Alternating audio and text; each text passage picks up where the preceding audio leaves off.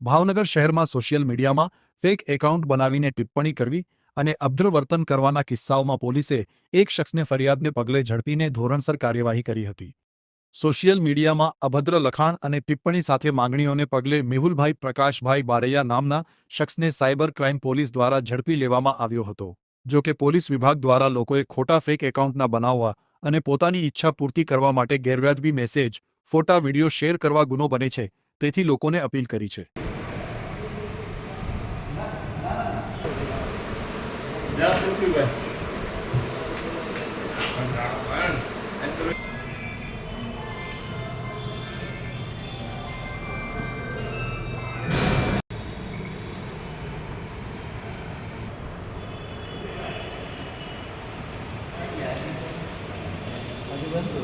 detail આપી દઈએ તો હા એ સાહેબે તો નાખી